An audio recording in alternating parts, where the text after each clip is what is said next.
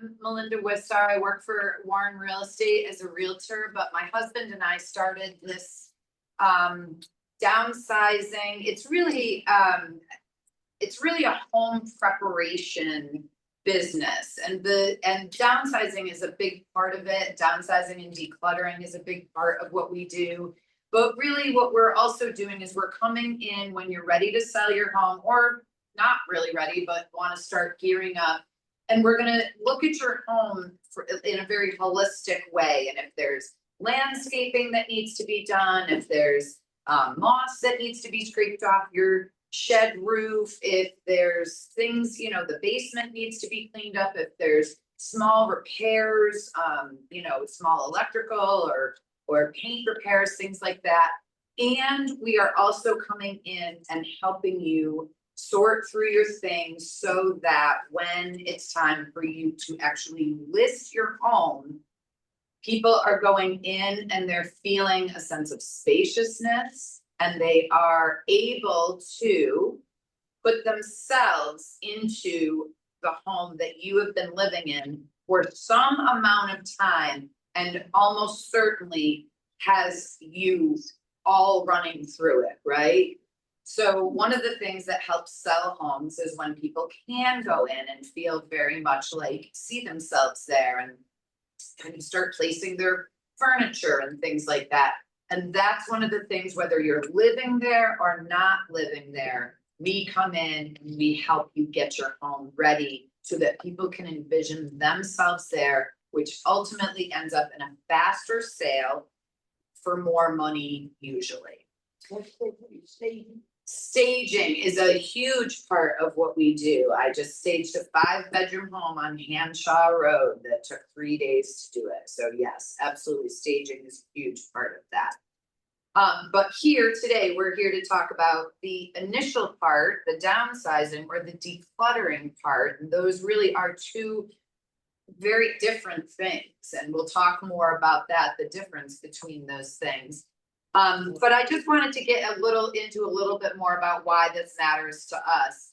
It's our business model. So of course, that's important to us, but it became our business model because it was during the pandemic. Work or help was very hard to find, and I had a lot of sellers who needed exactly what we're talking about, and it was really hard to get people to come into your home, help you pack things, help you declutter, all of those things. And so we were just really kind of filling in the holes during the pandemic because nobody could find these types of workers. We have a truck, so we were doing dump runs for my clients and things like that, and going in and staging their homes. And it just became really very clear that this was a service that is really very needed for people. We all have a lot of things. And another thing that happened, that has happened, it continues to happen, is sometimes people have to sell quickly. Someone dies, it's an estate, there are taxes that need to be paid, and all of these things happen. And so we get a phone call from a distant relative who says, I'm sending you a key in the mail. Please go to the house and do what you can to clean it out, clean it up, and we got to get it on the market. And you go in and you can just feel how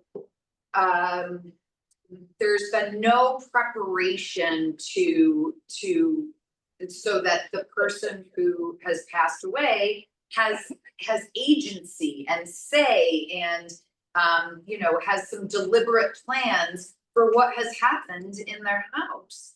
And I'm always one to say, this is not, I want everyone to be really clear all the time that this isn't about judgment. And if you are someone who says, when I'm gone, it's going to be someone else's problem, so I'm not going to waste my time on it, I have no judgment about that. You are going to be gone, and so it's, you don't have to worry about it. But if you are someone who cares that whether it's because you really have a vested interest in having your things go to specific entities or people, whether it's because you don't want to leave anybody else, whether it's your children, your siblings, your cousins, whoever would be taking care of things after you're no longer here. There's a million reasons why we want to do it and then we get stuck.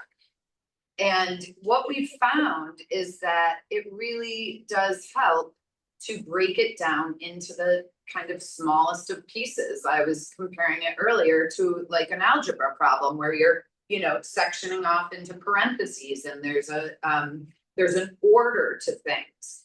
And that is, if you are someone who cares, ideally, that is why you're here, and that is why you're interested in dipping your toe in the pool and getting a process started that will be for most people, it will be a very long process. And you have to kind of take it in bites, because if you don't, you will exhaust yourself, you will become frustrated. Getting rid of things is harder than taking them in, it really is. So anyway, I always start this class out with an activity that helps bring us back to like kind of our source of frustration, pain, sadness, happiness, joy, whatever it is that is preventing us from getting rid of multiple items, one item, whatever it is. And so I want everyone to kind of think for a minute about just one thing, and it doesn't have to be one thing, it needs to be one category. So if you're really into dishes, if you're really into coins, if you're really into stamps, whatever that is, if you're really into garden tools, if you are a collector of vintage mulch bags behind your shed, if you are someone who can never throw away, your chopsticks or your soy packets or whatever it is, write down something that in your house would be challenging to just go home and go, yep, I'm done here, and get rid of that. Everybody kind of think about that thing. Most people have that thing, and write that down. And while you're thinking about it, I want you to think about the stories and the meaning that you give to that thing or those things. Entirely clear. We identify an object that's a challenge to get rid of, or one. Yeah, so whether it's because it's your grandmother knitted it for you in, when you were a child, or it doesn't necessarily have to be sentimental, but it can be sentimental. It can literally be soy packets. If soy packets are in your refrigerator and you just cannot bring yourself to get rid of your soy packets, write down soy packets. We all have something, really, most of us. I should never say we all, because some people don't, but most of us do have something. Are we supposed to put those soy packets in the refrigerator? Did I said that, right? You get soy packets in the refrigerator? I don't know, so don't take me to heart. And if you haven't, maybe do a little investigation on that before you go ripping into them. I don't know. Mayonnaise packets, it could be a sundry of anything. But I really, the point of it is that it really can be anything, because we ascribe meaning to everything. We ascribe meaning to all of our things. And then the one other thing that I really like to kind of establish before we kind of get into the painful parts of the conversation, and I mean it with all respect, and I'm not trying to sound like any senators from Iowa or anything, but what I do want to say, and what we all should agree on, is that someday you are not going to be here anymore. I am not going to be here. We're all not going to be here in our physical body anymore, and therefore, at some point, we will not need soy packets, and we don't care if they're in our fridge or not. So, And I lay this out in this blatant way because we're going to be talking, it's somewhat sensitive. We're talking about what happens to your things when you are not here. You're here now to talk about your things so that you can make a plan for when you're not here. So I want to put it all out there so that we can minimize any, sensitivities. And just, this is really about taking back your agency, taking your power that you have currently in your life and making choices. So some of the reasons why I've done a lot of research, I've read a few books on this, and I actually went back. My undergraduate degree is in sociology, but I do have my minor was in gerontology, and so I did kind of go back to specifically how we, as older adults, how it changed, how things have. How we feel about things in a way that is different than how younger generations feel about things, right? And there's a myriad of reasons why that's true, and it's changing all the time.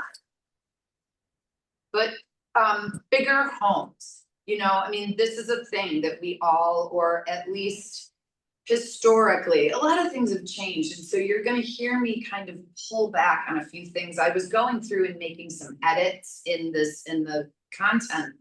And one of the things you'll notice, number 3, the backups, just in case, right? We're all pretty guilty of like hitting the Walmart or hitting the BJ's and seeing something on sale and being like, why would I buy one when I can buy 5? And that goes for food, that goes for a million things. Toilet paper, Lord, have we cleaned out the toilet paper? And so I used to be very, I used to say to people that stores are our storage place, right? Like, there is no reason for you to have 40 packs of Charmin in your basement, maybe 1 40-pack of Charmin, because BJ's will always have them, right? Like, it is very unlikely BJ's won't have a 40-pack of maybe not Charmin, but something. And, that is a thing that really can take up space in your house when we have really gone into pantries and helped people clean out. And it's just unbelievable. Cans of soup, really like prepper levels of things, right? And I do understand. When things started going on with the tariff market, I ran out and bought a few bags of coffee and stuck them in my freezer. I'm as guilty as the next person. That is the caveat to this conversation, though. The last time I taught this class, we weren't really in the midst of this kind of tariff thing going on. So I will caveat that statement by saying, if there is some reason that you feel that something that is critical to your life, your happiness, your enjoyment, your health, almost anything that's important, I bend the rules on this one. If all of a sudden, baby food, there's things that may become scarce. And if there are things like that you need to stock up on, this rule, you do what you have to do to stay happy, healthy, and alive. But the bigger home thing, that was a thing for a really long time. The kids are backing off that now because homes are really expensive, right? But for all of my life and all of our lives, the theory is you start with a starter home, and then maybe you move up to some other kind of home, and then we had 1 car, but now we have 2 cars, so we got to have a 2-car garage. And this house has a 3-car garage, so we'll put 2 cars in, and then we'll fill this one with Charmin and soy packets. The basement. Well, we really could use a basement to put our stuff in, but now where are we going to put the kids? Okay, we got to put the stuff in the attic so we can put the kids in the finished basement. That's been the way of it, right? And then in the end, you end up with a 3,000 square foot house that's filled with Charmin and soy packets, and all the kids are gone. And so we have to figure out how to take it back down, right? And get rid of all the things that we packed our house with. Same thing for more belongings. More belongings is you know, for better or worse, in the American culture, it's a status symbol, right? We have more cars, we have more clothes, we have shoes coming out our ears. We have, you know, just commodities, goods. We have lots and lots, we have availability of goods and so we have them and we buy them. And that there's nothing wrong with it, and it's all normal behavior until it has to start reversing the other way, and we have to start you know, managing getting it back down. And so, like I say at the top of the next page, none of this is wrong, but it does take a toll, and here's what I'm saying: it has an ending regardless of whether you take control of the process or not. This is all happening with or without you, right? So emotions around downsizing. I mean, this is one of the three. Next week's class will get more into the methodologies and the solutions and the outlets, right? Because there's a million outlets for your things, and sometimes people need outlets that they don't even know about, right? And we'll get into all of that next week. But one of the things I really think is important, if you are someone who is going to try to do this process, right? And really do it in earnest. And, you know, I'm not talking about, you know, just kind of tidying up your kitchen counter. I'm talking about really going in a very methodological, you know, methodical, yes, a methodical plan to you know, keep going from beginning to end. Without knowing the reasons why you struggle with starting and continuing and kind of ending, it's really hard to stay focused on a goal, right? We all need to have a goal to get over the finish line, right? So memories of your own parents downsizing. And by that, I mean when you downsized your own parents, right? And that can be, I've had a lot of people say, I can't do this for myself because I had to do it for my parents and I just can't go through it again, right? Like it was traumatic, it was really hard. Often people wait until their parents have, you know, kind of gotten to a place where they don't have full ability to make choices anymore. And so when that happens and the children have to make the choice and then something happens and that is upsetting to the parent, it's traumatic. I've watched it and it's traumatic. So, you know, trying to get over something that was, you know, very hard and is now you're past it, but you've got to jump into it again. It can be hard. It's a very daunting process that has a million starting points, right? And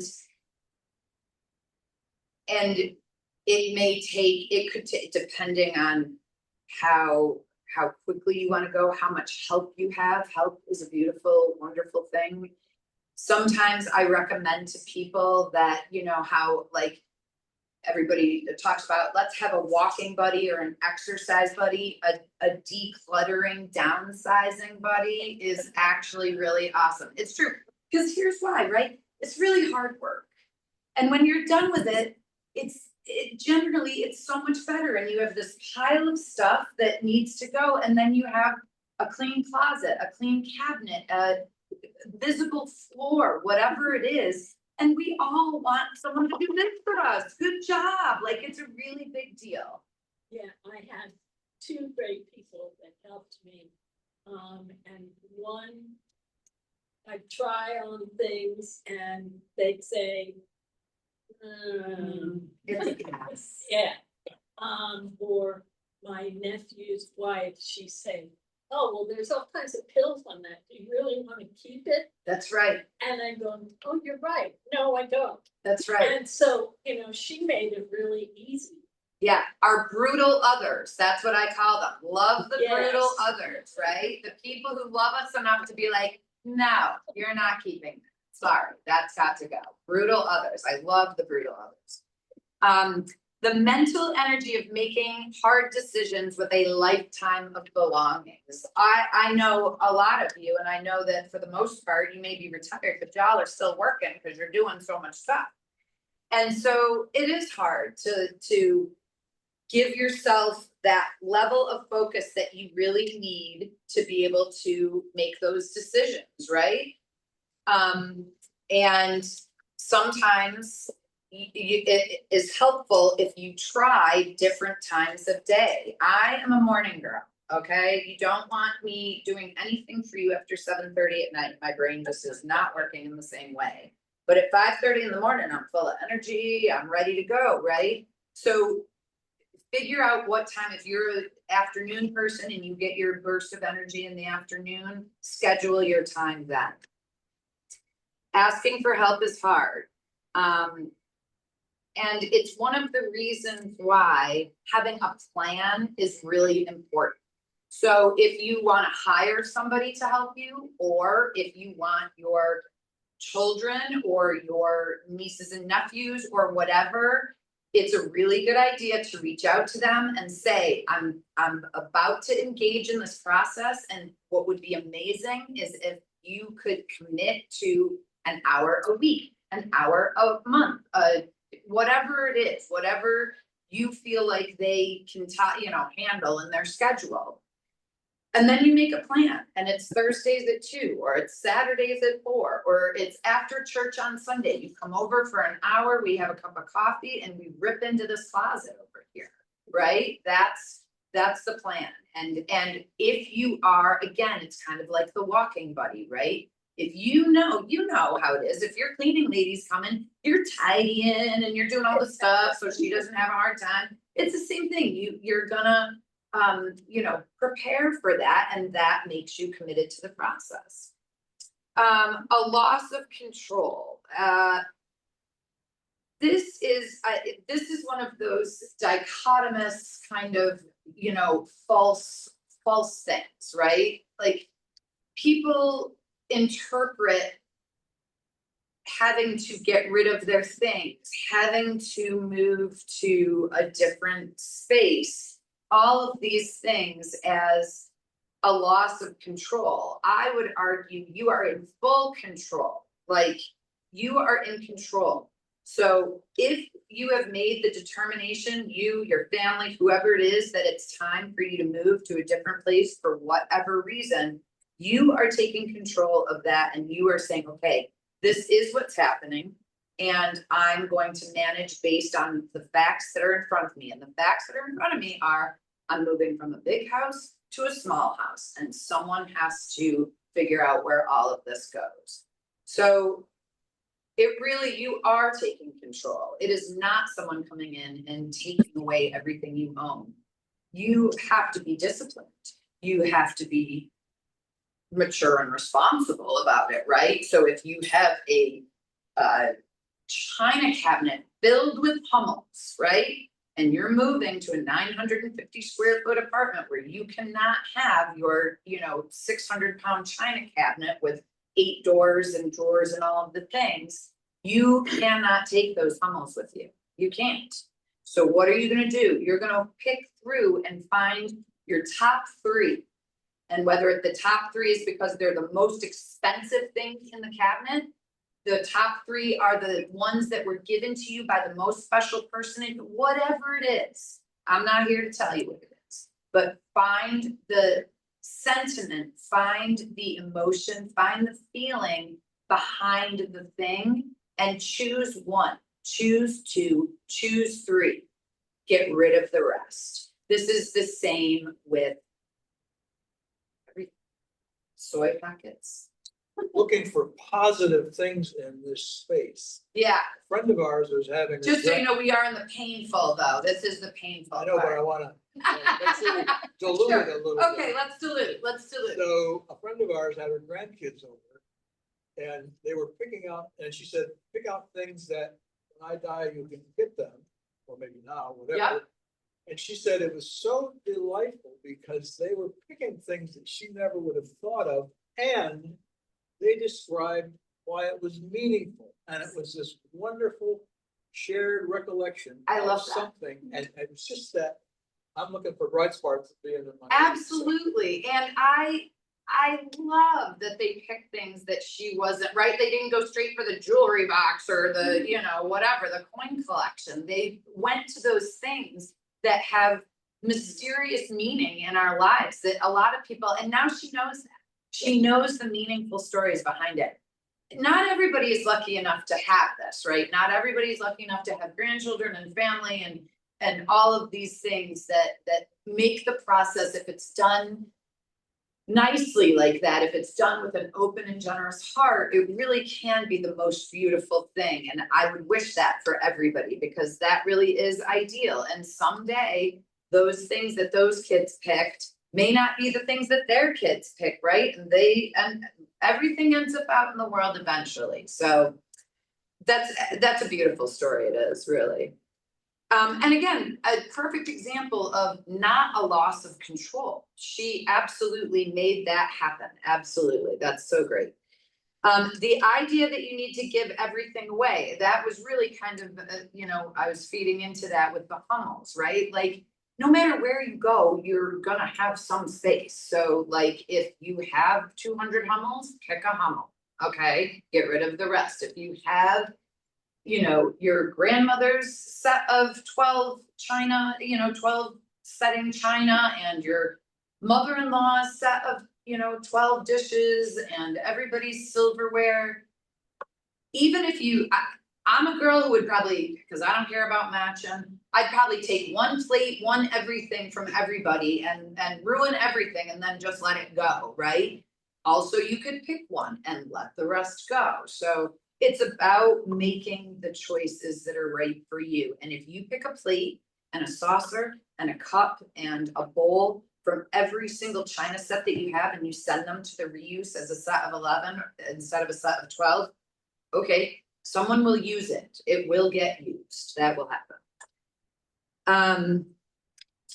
Dealing with possible problematic family dynamics. This is a thing that definitely makes people like, I don't want to do this. I don't want to do this. Because sometimes you have 2 daughters or 2 sons or 2 cousins or 2 nephews that all want the same thing and there's only one of them, right? And you just know it's been rumored that cousin Shirley is getting, you know, the rocker that sat on grandma's chair and, you know, cousin Mary really wants it and all of those things that creates stress and drama and nobody wants to upset their family. And this is a thing that prevents people from getting that ball rolling. And sometimes it's the thing that makes them go, you're right. I'm not gonna stick around. Y'all can work this out when I'm gone. Go ahead and knock each other out, right? But sometimes people wanna manage it in the beginning and that can create that, I don't wanna do this, I don't wanna do this. Or they don't want any. That is very true. It can also go the other way where everyone's like, you're on your own. You bought it, you deal with it, right? That has happened. They don't want. They don't want them. Oh. That is a real truism these days. It's not like it used to be. I have a lot of my parents' things in my house, but my kids don't want. Grandsons, my my grandsons, granddaughters. Don't want things, The sterling is no longer valued. it's not fighting over what nobody wants. That's true. That's very true. And I mean, it is a different world, right? Like we came up at a time when things were a lot scarcer. I always kind of I reflect on a story that my husband is from Peru and you know, Peru is a very different place now, but when he was growing up there, you know, I don't want wanna say things were scarce, but things were scarce and things were expensive. And if you had something, Nike sneakers or whatever it was, like it was a really big deal. And they don't have garage sales in Peru, right? They don't have yard sales. There's no estate sales in Peru, right? Because people pass their stuff on. Like if you have good stuff, you're passing it on. So it is this like, it is a very American, not just American, but most definitely American phenomenon for all of us to have all of these things, right? And nowhere for them to go. And especially now, because your kids and your grandkids can get anything they want from anywhere in the world. Anything they want from anywhere in the world. So it kind of makes it like, if you don't have the kind of people who are sentimental and want that one Hummel that reminds you that my mom was a Hummel collector, you might be out of luck. It's true. It's true. Overwhelmed. This is the ones that these are the ones that make it that are really hard. As you become overwhelmed with memories, some people start out and you think to yourself, well, I'll start out with something easy like photo albums where I can sit on the couch and I go through my photo albums and all of a sudden you got stacks and you're in a puddle and you're crying and like you don't know which one, I mean, it's really this is why starting logically and doing it in a way that doesn't tax our systems, right? That you are diving into one of the deepest parts of the pool when you don't clean out your kitchen, pantry of your cans and you dive right into photos. Really terrible idea. Nobody dive into photos because it is the photos are, and other things, but photos are a big one that are the most they really cling to you, right? Your spouse, your children, your parents, your siblings, your friends, your pets. It really brings it all back. And that is a very a little bit paralyzing place to be. So best to not start in those areas. So yeah, what happens when you don't take control of your fate over your possessions, right? I mean, like I said, maybe nothing. You're not here and they're going to be managed, and it might be that, the bank is how we've done that work too, where the bank calls us and they're like, it's got to get cleaned out. There's a relative in California, they're not coming. And, we do it and it happens and it's all fine. The house sells and no one's really the wiser. But if you are someone who is anxious about it and not doing anything about it, that anxiety, the stress of having things like that hanging over your head, the stress of, worrying about family dynamics, all of these things can have an effect on your health. And the emotions of letting go, like the emotions of letting go I really do think that you can, kind of put yourself in a state for a day or two. I mean, we all know when something terrible happens, right? And you're really, it takes a day or two to recover, at least sleep, right? Like we all got to sleep it off or whatever, but having that kind of stress and anxiety hanging over our head, not knowing where to start and how to start, that can affect your health. It also can be, and we've seen this as well, it makes it hard for you to stay in your home. And ideally, everybody, I mean, unless you don't, you want to stay in your home for as long as possible, right? We are starting to work with, I've reached out to Love Living at Home. I don't know if you know that organization. Until you're ready to transition to wherever you're going to transition to, making your space as healthy and safe as possible feels like an investment to me. And one of the ways you can do that is by decluttering your home. The family dynamics we talked about, and loss of options, less ability to make, designations and choices. that can also be really hard when you're still around, but you're not around enough to designate who gets your things. And if it matters to you, that might be a hard thing. So anyway, I don't want to focus too much on, on this. Like you say, we're in the painful, but we don't want to, we're not going to dive into the worst parts of it. So,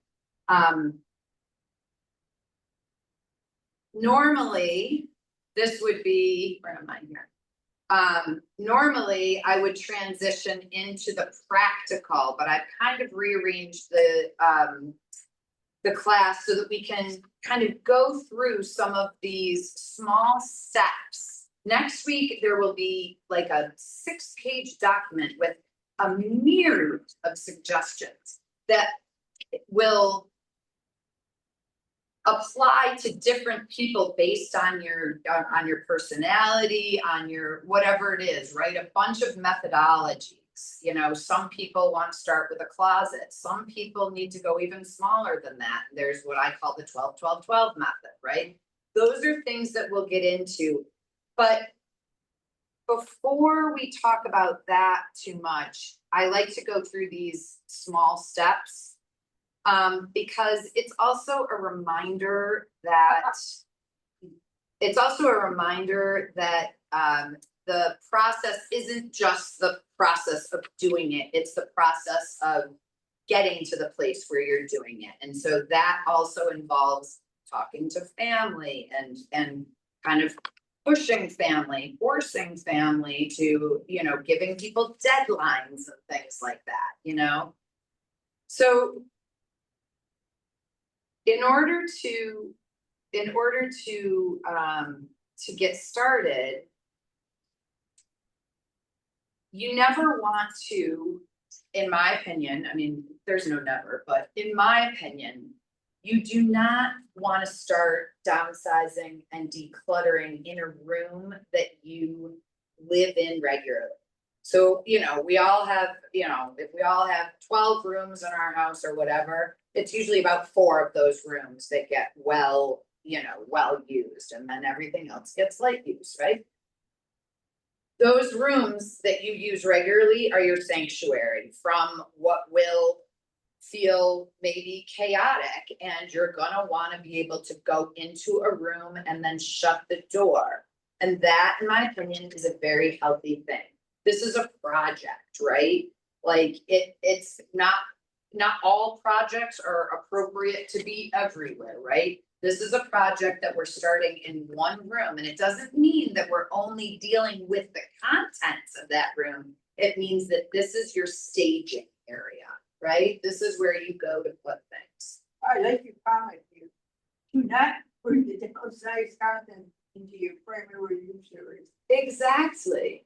Like, your bedroom, you have to have chaos, your space of chaos, and then you have to have your space of calm, because if it all becomes chaotic, you're just gonna want to move out of your house, or you're just gonna stop. Really, that's what happens. Is my feeling is we're setting you up for success. That's what we're trying to do, is set you up for success by giving you some of these tips that will help you consolidate, compartmentalize, all of those things. I'm a girl who definitely needs that. At night, I shut down my computer and I put it away, and I am not looking at it. I turn my phone off and I put it away, because out of sight, out of mind, and that is okay when you are downsizing and decluttering. So yeah, so if you're a den person, if you're a TV room person, you don't start in the bathrooms. The bathrooms will definitely, I mean, my gosh, once you start opening cabinets and start going through your museum of prescriptions and ointments and, everything, the vintage Band-Aids, like all the stuff, and then all of a sudden it's just everywhere on the counter, and you're like, oh my gosh, I have to cook dinner or whatever, Bathroom's not a great place to start. And the other thing this is all like, I'm giving you like in your perfect world, when you really get going and you've got this room of things that you're going through, one of the one of the things that you should really focus on is when you have made the decision that that thing you're going through and this stays and this goes and this stays and this goes, the go pile, get it out. If you have to put it into a garbage bag and move it into the trunk of your car or into the garage, whatever. If you do not, you'll wake up the next day and be like, oh my gosh, what was I thinking? I totally love that sweater. I totally, the pills, I don't care about the pills all over the sweater. I'm keeping the sweater. Reshopping is what we call that. Yeah. Living. Question on the getting rid of the process.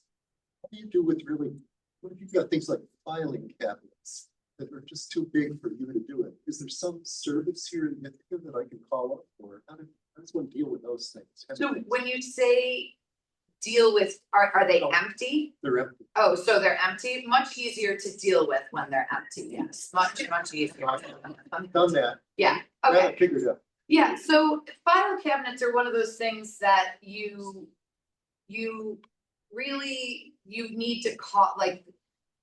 Those are the kinds of things that if you have a bunch of file cabinets, if you have a lot of things that are large. Yes. And they don't have high degrees of value, but they need to go. You get a bunch of those things together. Is it only file cabinet? What else you got that's big? That's kind about 4 or 5. 4 or 5 big file cabinets. Now, another thing that came out during the pandemic, and unless you had to move pianos and stuff, you wouldn't know this, but there is army is too big a word, but a small group of entrepreneurial guys, mostly guys, I'm just gonna say guys because I've never seen a woman, who are doing that kind of moving. They have trucks and they have big, strong people. And I would recommend that. Let them come to your house with their dollies and unload those file cabinets and bring them to the reuse center. The only other option you have other than that is a scrapper. These names and names. I couldn't find anything online about. I'm gonna give you a whole, after we're done, I'll give you, and also all of you next week are getting the entirety of my Rolodex, okay? I've taken every name that is in my contact that I use for all these people. This is a coveted thing, y'all, and you're getting it next week, and there will be several of those on there, okay? Places to go and helpers to help you get that there. Okay, moving along on the, how do we make it less painful? How do we make it less painful? So mirroring is a thing, right? And so let's say you are moving from your 3,000 square foot house, and for all of eternity, you've had this dining room that you just absolutely love, and it has all of your best artwork, and it has, just this gorgeous chandelier and everything you love about it, right? And there's no chance it's getting into your next house, right? This is the time where, when you're starting to purge, before you do that thing, you go and you take pictures, and you take a lot of pictures. You take a far away picture, and then you go up to your china cabinet and you take a close picture, and you go to your art and you take pictures. And when you ultimately have to rid yourself of those things and keep some of those things, you're doing 2 things by doing that. You're holding on to the memory, because you're always going to have that picture, and certainly you can print it out. You could create a photo album. You could does everyone, when I say aura, do you know the things that I'm talking about with they're like photo frames, and the pictures slide across the photo frames? It's like an iPad with pictures on it, right? You could load them into that. This is all in a way to honor what you've done over your life. You built this beautiful dining room, and you had all of this gorgeous art, and your crystal, and your grandmother's decanter that somebody brought over from Italy or whatever, all of those things. And if you can't keep the decanter, take a picture of the decanter so that it stays with you, and then let the decanter go. unless the decanter is the thing that you're like, under no circumstances, this thing gets buried with me, it's coming with me all the time. Again, no judgment, no judgment. But the other thing is, if you are moving to a place and you want to kind of make it feel familiar, like your house was, if you have pictures of the things that you had, you can take some of those things and arrange them in a way that feels familiar. And, you know, this is, it sounds comforting to me. I know for me, like, there are very few things that, strangely, I'm more of a minimalist, and I think that's because my husband is a maximalist, and so we have to try to find the balance, right? But the pictures for me are like, that is an important thing. I do love pictures, and I'm a picture printer, even though they still sit in a box. I'm as guilty as anybody of not taking good care of my photos. I'm a picture person, so that is helpful for me when I'm getting rid of something that was sentimental. That is helpful for me. Here's a really good one.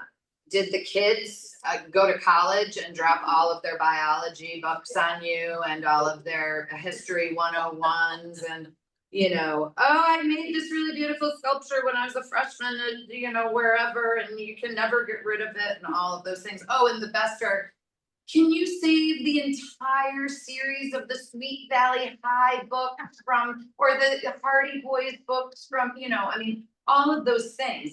They're as guilty as the rest of us of being sentimental, and you're right, they don't want it, but they want it, they just don't want to house it, okay? That's really the thing. So much like all the rest of us, they have to make choices too. Is your biology 101 book something that you want on your shelf and you want it in your home, and it holds such a place of importance that you are willing to give away space in your house because it does not hold that level of importance to, unless it does. You know, I'm not here to say if your kids' biology books are really important to you and that's the thing that you want to hold for them, no shame. But if you're ready to clean out the basement, clean out the attic, and these are things that have been holding you back from clearing out a space for your own use or for selling your home or for any reason, it is time to set a deadline. I know that you're coming for Christmas, so I'm gonna have my room all ready with all the things that I know that I'm purging, and you're gonna go up to the guest room and you're gonna take what's yours. And if it's still there in 2026, it's not gonna be there for very long. It's gonna go. For the ones that don't want things. One of them is still living at home after college and just brought home from supper store. And she's still living there? In my basement, And she's still living in your house? she still lives, no, she lives with her parents, but they don't have room for it, so they put it in my basement. Well, I have a lot of feelings about that, but you can feel however you wanna feel about that. Is she going to, is she? I've already told my daughter by such and such a day. When I put the house in order, everything back, yeah. Yeah. I mean, again, you're being kind, I totally understand, and I'm hoping that your basement is one in which she's not gonna be disappointed with the state of her things when, I mean, that's the other thing. Not all of us have extra room, we have wet basements, and if they leave their yearbooks from, you know, 1994 or down there, they're gonna get moldy and disgusting. What do you do with your books? In Ithaca, I bring them to, when people don't want them, I bring them to the book sale, because from what I hear, they're a very popular thing at the book sale. People come back to go through yearbooks at the book sale, so I don't know that that's everywhere, but in Ithaca, I think that's. And another thing I will say is not like the recent, you know, like not in the past, let's say, probably 30 or 40 years. But sometimes we'll go in and we'll be clearing out for someone who, you know, went to Cornell in 1942, and like those can be worth money. So sometimes my husband will buy them and try to sell them, you know, it really all depends. And just as a side note, that is one of the yearbooks are not worth anything. I don't want to imply that you have a cherished yearbook that's going to be worth $10,000. They're not. But it's a good example of a reason why you need to bring in trusted people, people who are good at looking up values of things, you know.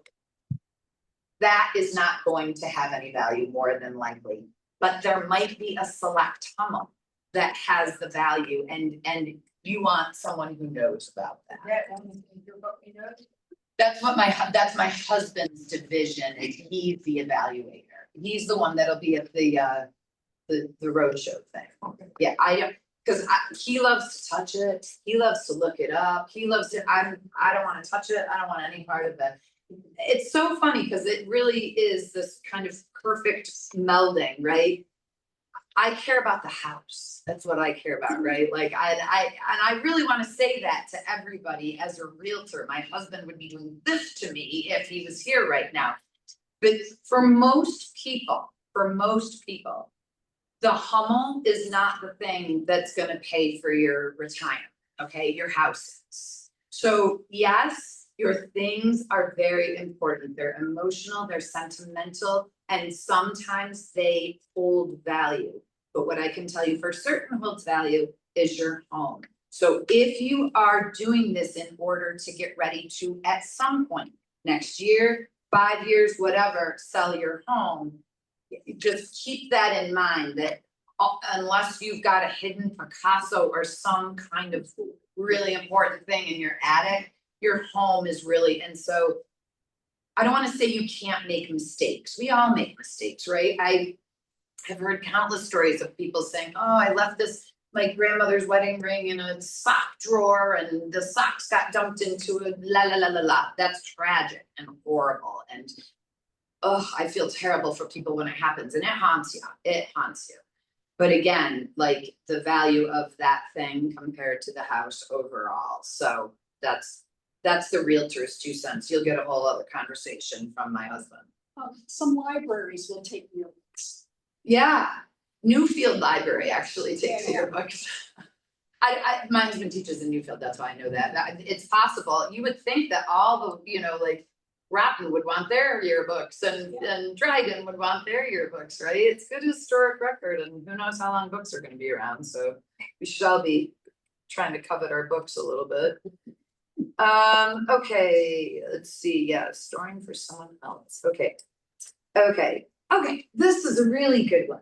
Purge your items based on what you need now in this point in your life, right?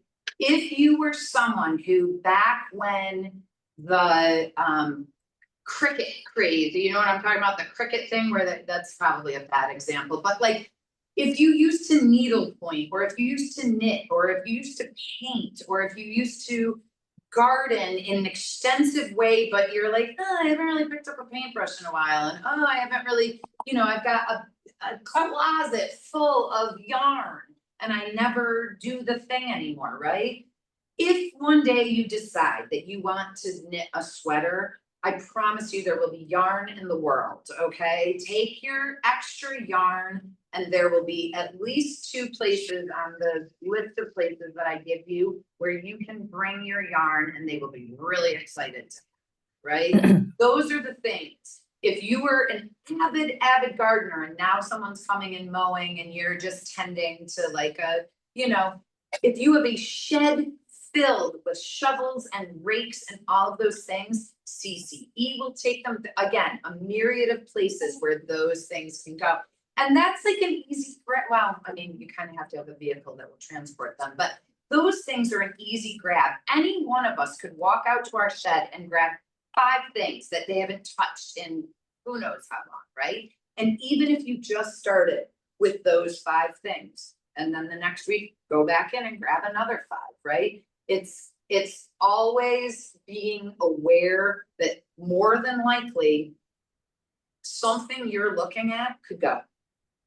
More than likely, something you're looking at could go.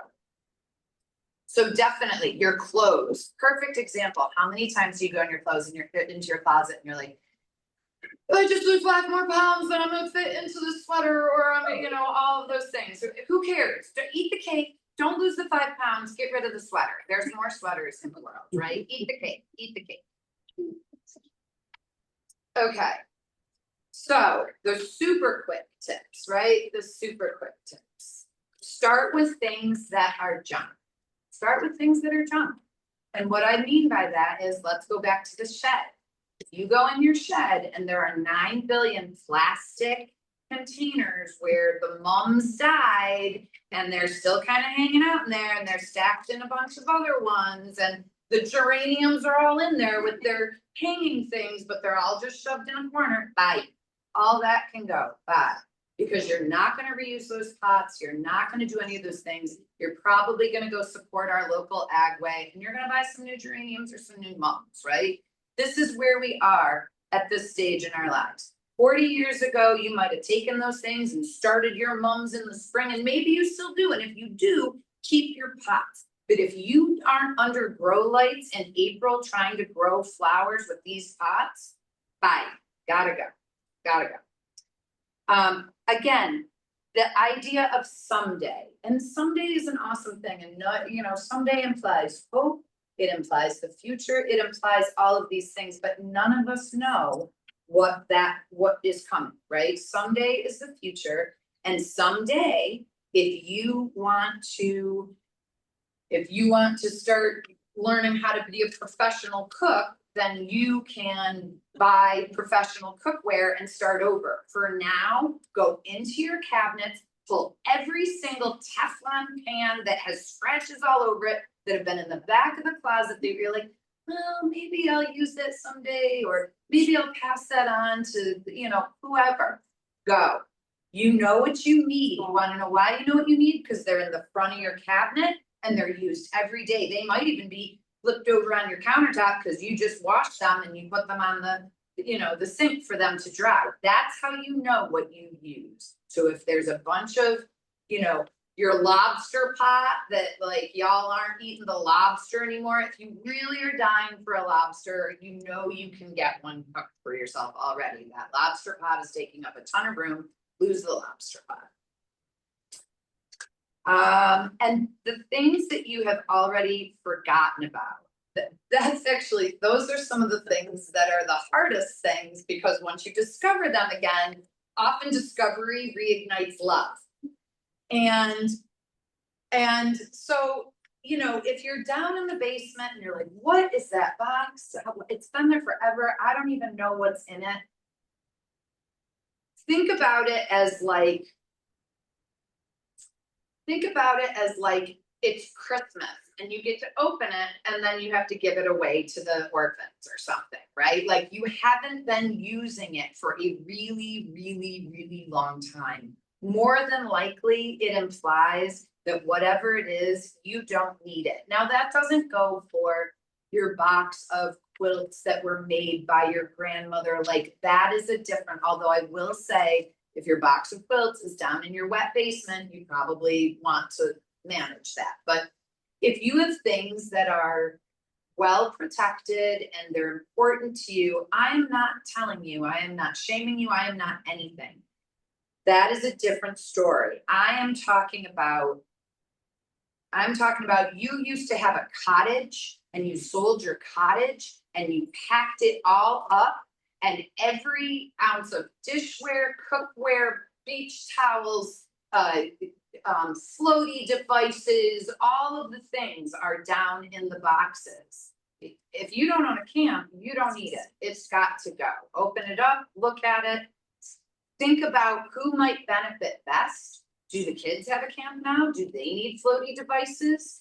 Do they need extra beach towels? If they don't, we know someone who does. Someone else will need them. Everybody always needs everything, just not us. Going back, oh, yes. Yeah. Oh, this is a really good one. Don't get creative.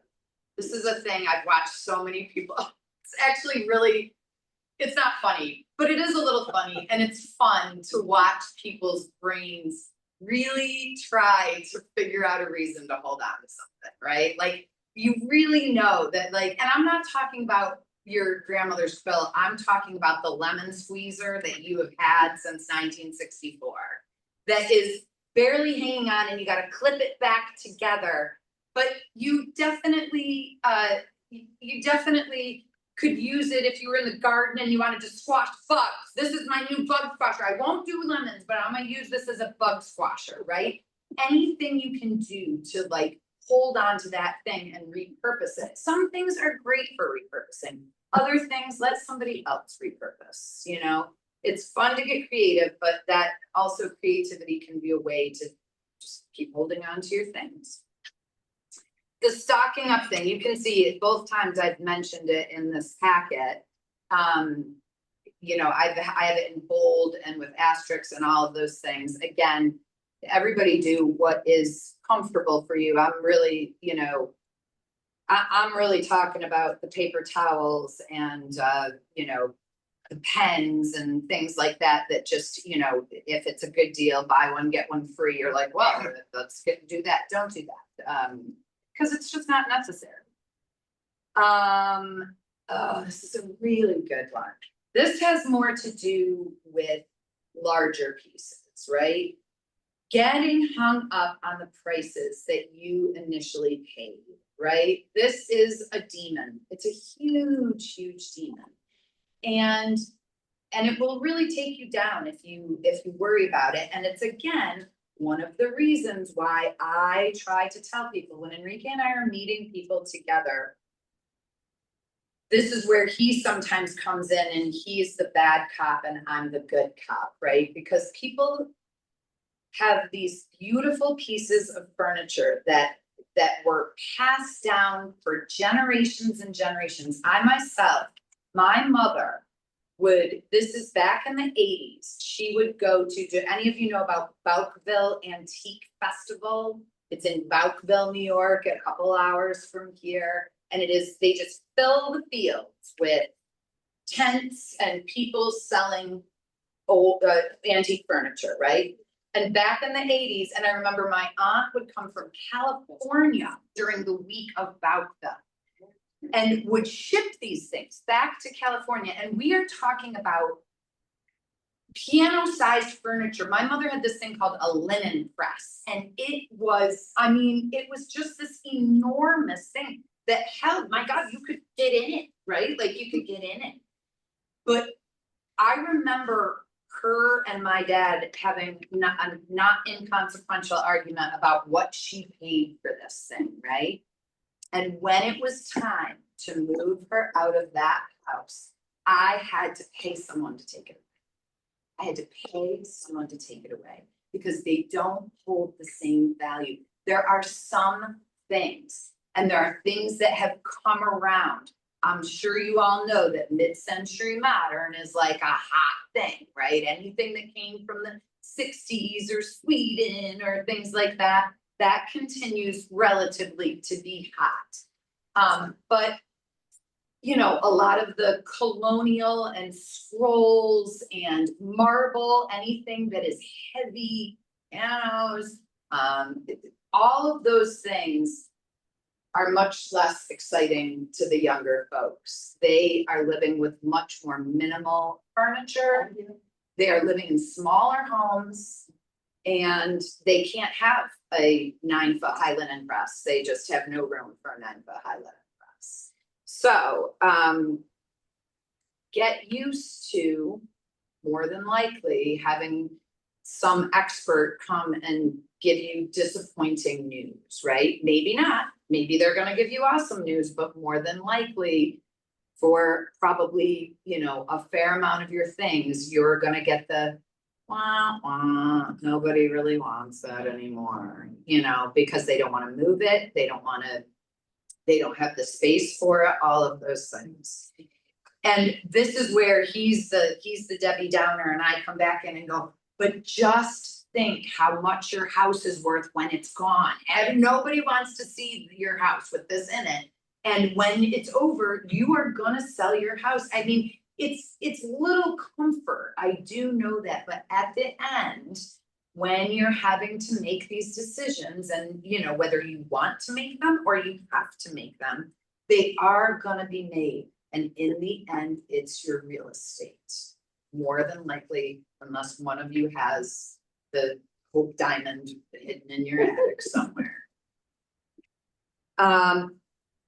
And so if you lost it, would you buy it again?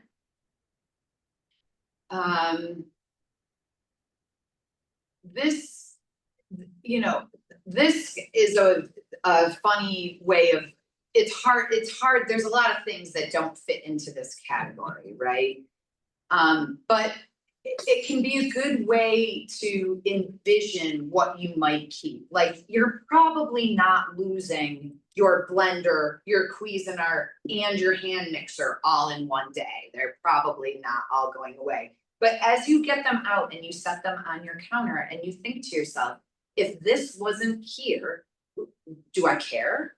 Do I use it? Is this critical to my function in life? And if it is, my God, keep it.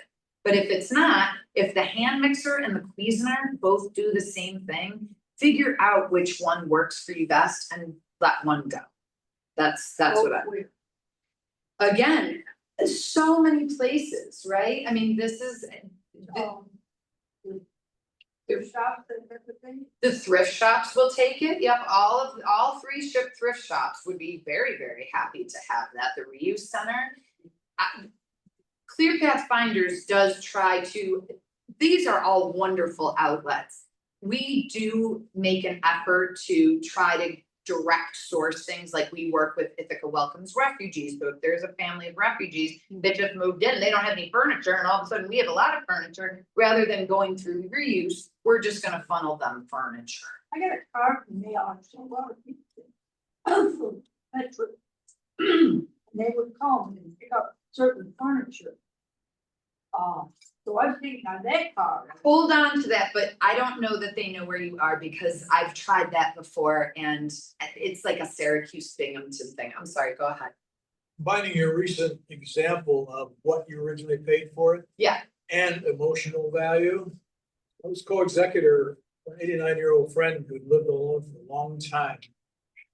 And he had 3 sets of sterling silver tableware, which of course are valuable and which of course people want.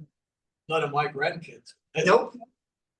we finally sold it to the metal guy for $4,500. That's Now, right. somebody is gonna get that $4,500 at some point in time. That's right. And if you make the right decision, it'll be you. So that was a surprise to me, because I was wrapped around that as That is true. And again, it reinforces having someone, whether it's a family member, someone like my husband, not everybody knows that that sterling silver is valuable. Some people think it's sterling silver, and then it's discovered that it might actually be real silver. So like, unless you know for certain, don't just willy-nilly, right? Like, even if you have to load that thing into your car and go to one of the like the coin guys, right? There's one in the in that little mall thing that's on the corner of Meadow, where all the Palestine people on the bridge, where they're honking, that little shopping center there. There's the Ithaca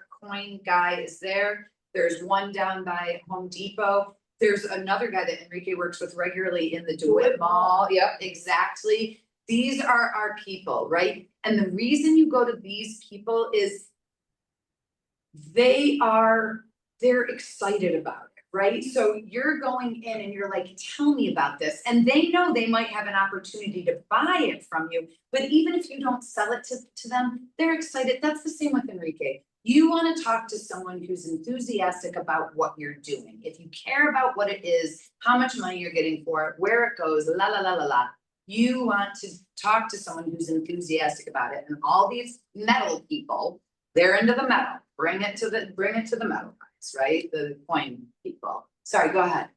You mentioned places where you can take stuff, and you mentioned you reuse it, and Salvation Army, and there was a third one. So there's the Thrifty Shopper, which is the rescue mission, and that is almost directly across from the Salvation Army. They're like across the street from each other by that car wash down on Elmira Road. And now, lucky us, we've gotten a Goodwill. Goodwill has opened in the Plaza Ollie's, exactly. And Goodwill is, as a stager, I love it. Goodwill, I don't know how they do it, but they get really good I think that they were a Syracuse or a Binghamton thing and they've come here, and the people who are into this world, the consignment reshop world, are really excited about the Goodwill, and they take a lot. Salvation Army has gotten a little pickier. Thrifty shoppers, pretty much, they'll let you do a lot of things.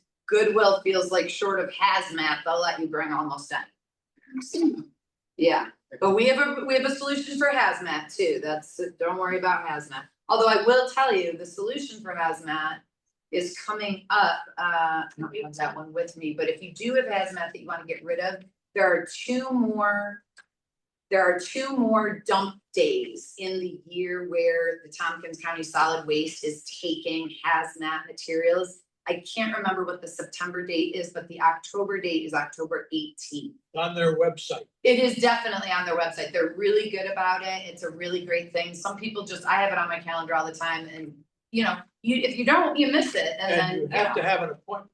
you do have to have an appointment, and I'm pretty sure, I'm gonna hand it to you, but I think there is a website for this Tompkins County Solid Waste where you can go and you can sign up. This is at the recycling center? That's the recycling center. That's for paint and hazmat, but the three consigned, well, really four. I mean, I would consider the reuse. And then there's two locations, there's two locations of reuse, right? So depending on where you are, yeah. Could you spend a few minutes talking about the merits of decluttering for aging in place homes? Absolutely. I really, that part of it is really exciting to me, because it really, in my opinion, is doing two things. It's preparing you for ultimately not being there. But in the process of that, it is making, more than likely, it is making your home more enjoyable, right? Anytime we kind of can move easier, open a cabinet, not have to kind of do this to be able to get at things. It's hard, the process is hard, but once you get to the other side, you feel the benefits really, I think, pretty quickly. And doing the downsizing while you're still living there, I think it really allows you to make the decisions about if that item, that whatever it is that you're considering, if it really is still important in your current world. Because if it's not something that's important in your current world, it's hard to imagine that when you move to a smaller world or a different, that all of a sudden that thing becomes really important. Starting with that stuff is the best thing to do when you're still living in your home. Like I said, we don't start with photos. We don't go into the music room and start going through pages of music. We don't go into the audio room and start flicking through. We start with the closets that have, all the extra clothes and the extra shoes, and this coat is from 1974 and it's a Brooks Brothers coat. And I remember I had to save for months. The Brooks Brothers coat has to go. And really starting to pare down what is important, so that when you open that closet, you're not pushing the Brooks Brothers coats aside so that you can get to the probably one or two coats that you wear regularly.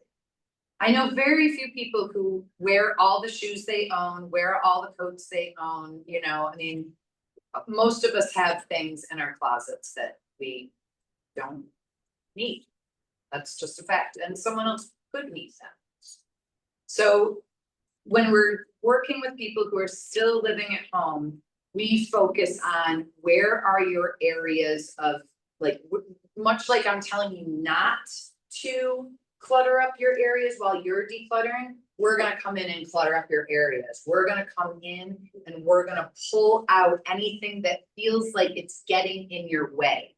If you have a coffee table that has a glass top and you keep running into it, we're gonna suggest that you switch that out, or we're gonna rearrange your furniture in a way that protects you a little bit better.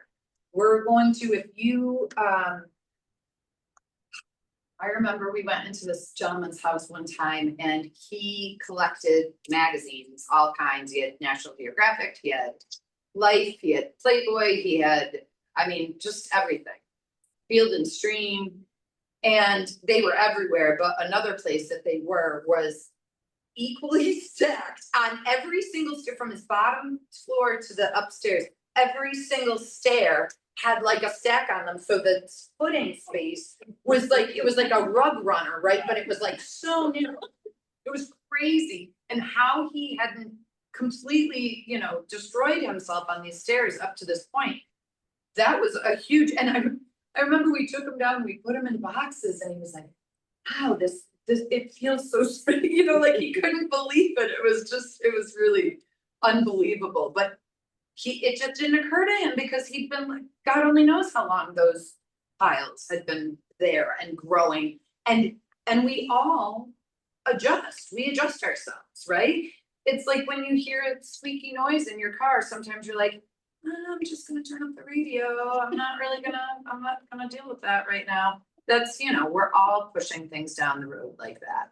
And it can become dangerous. It's funny that you mentioned which local code. I took by the side recently and it's been saved for donation and receiving comes. What was it? A book donation? Looks whether it's. You're kidding. We go- See, I just read your brain. I just read your mind. You have a coat you need to get rid of, and I just read your mind. Coats though, good, nice coats. Really, that's another thing. I mean, of course, the Salvation Army will take them, they'll all take them. Make it clear it's already been set aside for donation. Oh, good. That was the kind of decision that you made. Where are you? Are you just, you've got a box going to the Salvation Army? Talking about giving it to the. Yeah, we put it aside because I said to him, this is summertime and we need to make a room in the closet. Yes. So we put it in a large clear bag and I put it on the, in the study there is a little room. And as soon as winter comes, it's going. Yeah, And you know, Melynda, it's, there's a professional clothes shop right across from Lifelong, yes, you know, yes. some Mary something. That's right, Mary Durham. Uh, Mary Durham was on our list for a long time, but unfortunately they did close down because they sold that building, but the Women's Opportunity Center took all of that back and they are a good place. It's the man's code. Yeah, probably not for you, but yeah, probably not for you. I had very nice, pure new wool, worsted wool clothes, suits from England that I love. And they've been there in the closet for a while. I went to that shop and they said, we only take clothes that are less than 3 years old. So I brought them all back. Now I'm thinking that I'll take it somewhere else and give it to them, like Women's Opportunity. That's right, that's right. So there is that, there's, believe me, there's, everybody wants your stuff. Like you won't, for the most part, you won't have any trouble getting rid of your stuff. There's a lot of, you're feeling very confused about that, but really. Endless places that will take donations, and I've spent the last 3 years just like collecting them.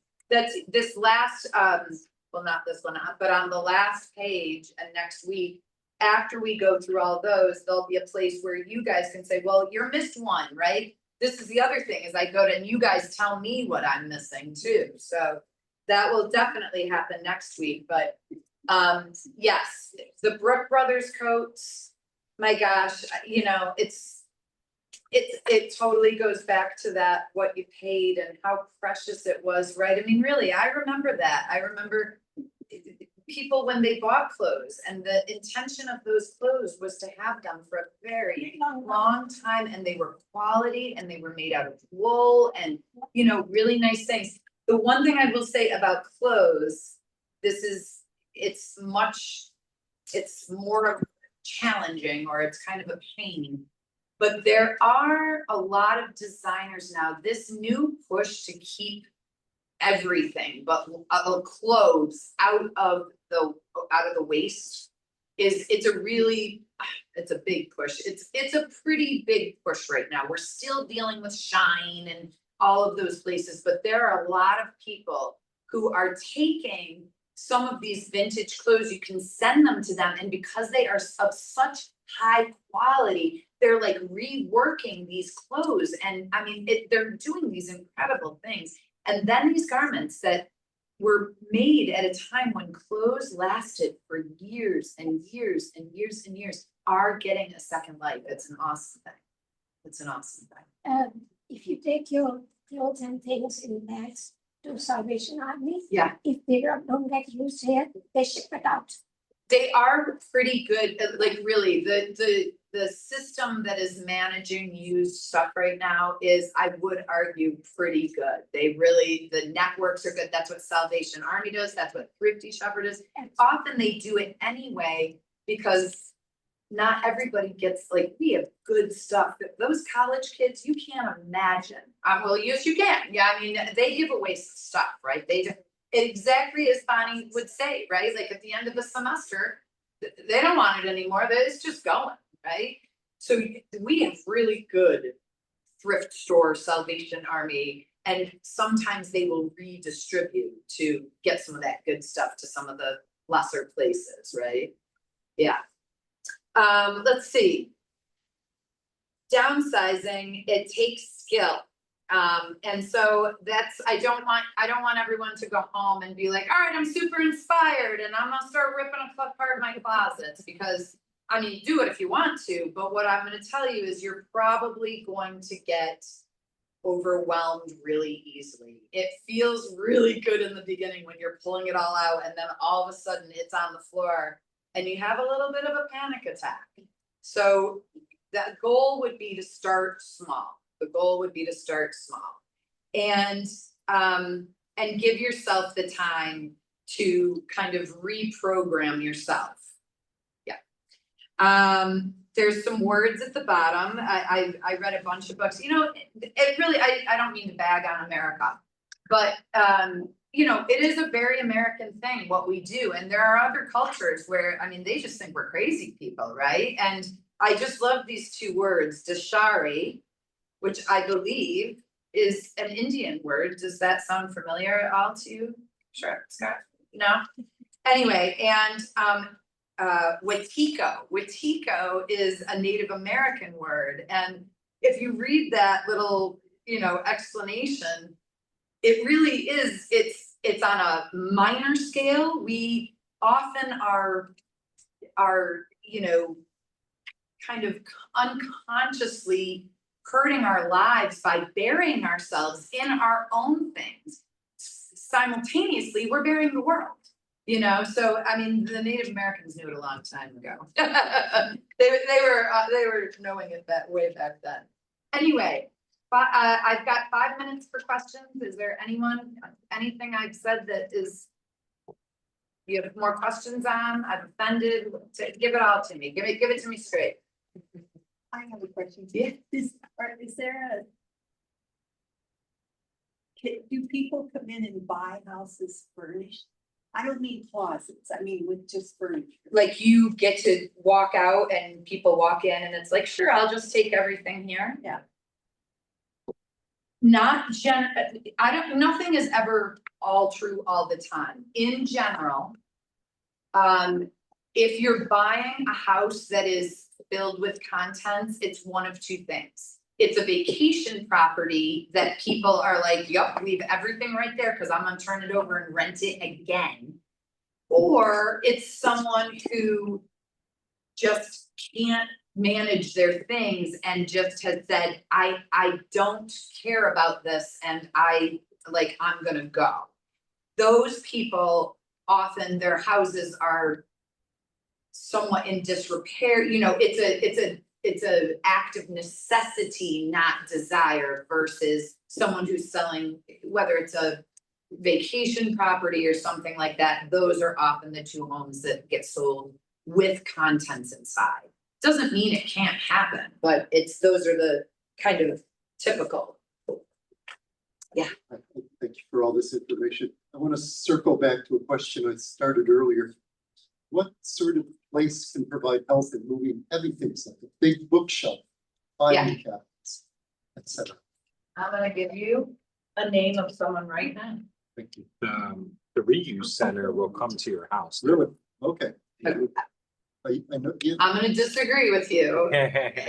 They will, Depending. maybe if you have ideal things, and they will if you will work on their timeline. The truth is, God love the reuse center, yes. but they don't have enough staff, right? I mean, those poor, have you ever brought things to the back down there? Many Doesn't it feel like the postal service, those poor dudes, they're just like pulling stuff out the truck and it never, you know what I mean? What a trip hammer seems to be on top. And I think Yeah, that's because they get a lot less. That is a flow that they can manage. The one downtown, they can barely manage the flow of things, right? And so my point is that, yes, if you have something fabulous, they may come in 6 weeks and get it from you, but they're not coming for, what is it, file cabinets, right? And the reason they're not is because if you ever pulled up outside and seen the litany, we could make the Great Wall of China from the amount of file cabinets that were reuse sets, right?